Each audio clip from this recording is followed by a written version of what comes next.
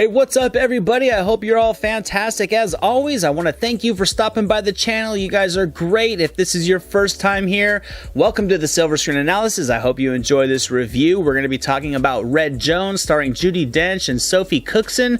This film is directed by Trevor Nunn. It's based on the real-life story of Joan Stanley. She's a British civil servant that becomes a communist sympathizer recruited by the KGB in the 1930s during the race for atomic weapons, who would go on to be undetected for decades before her capture. Now, I'll start by saying I had a good time with this movie. It was well crafted from a technical aspect. The performances were more than capable. The story was able to peel back some fascinating layers that certainly did intrigue me. When I walked out of the theater, I wasn't at all disappointed, but I was still kind of mildly let down. I think this movie showcases some very appealing elements that would go on to be possibly untouched potential, which is why I kind of left enjoying what I watched, but also feeling like it would go on to be potentially forgettable down the road. The structure of the story is one we've seen, but it's also one that really could have served the subject matter perfectly, in my opinion. We get present-day Joan Stanley, played by Judi Dench, who was living a normal life before being brought in for questioning for her actions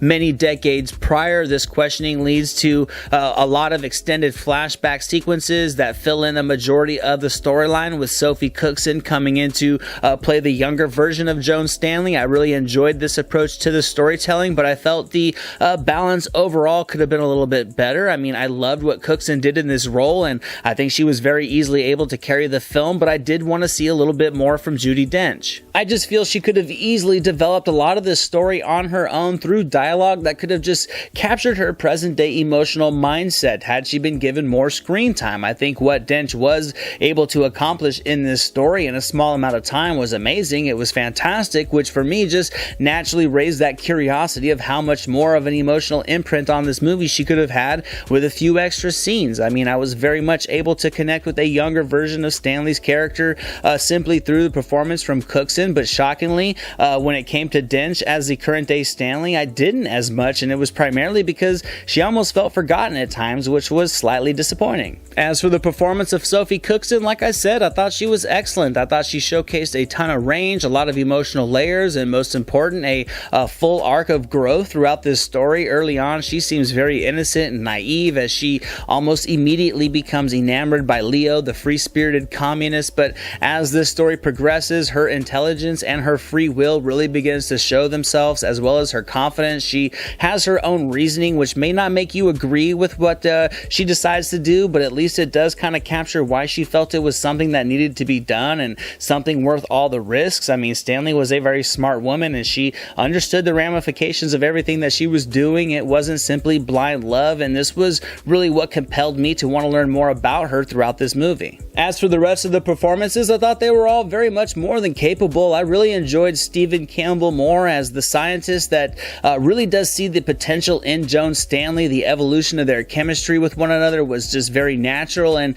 for me, it was possibly the lasting impression that this film is going to have. I really enjoyed it. Tom Hughes as Leo, the communist supporter who tries to weave information from Joan, was somewhat of a miss for me. I mean, I really do get where they were going with this character, but honestly, it felt a little bit overly intense and kind of forced at times. It just felt like I have seen this performance before. It didn't really work for me, but it was only in flashes, as I thought he did have some effective scenes when the written material really allowed him. I thought the production design was solid. It was more than capable. It captured the time period very effectively. I thought this made the flashbacks truly feel like you were going back in time, which I really enjoyed about this movie, but the storyline itself did feel like it was forced into a template. It was sort of a by-the-numbers pacing, and it just kind of lacks some energy that could make it stand out from the many other films in the genre that look and progress just like this one did. So I'm gonna have to give Red Joan just 70% on the entertainment meter. It was a good movie. It was very interesting at times, but just nothing about it feels like it's going to be lasting, and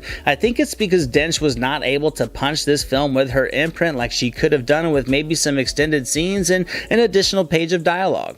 Thank you so much for watching this video, guys. I hope you enjoyed it. If you did, drop it a thumbs up, leave a comment below. I'd love to talk movies with you guys. Share it with your friends, and without question, hit that subscribe button and the notification bell so you can never miss a video. Here are some links to some recent reviews just in case you missed them. All my social media links and the link to our official website are down in the description below, and I'll catch you next time.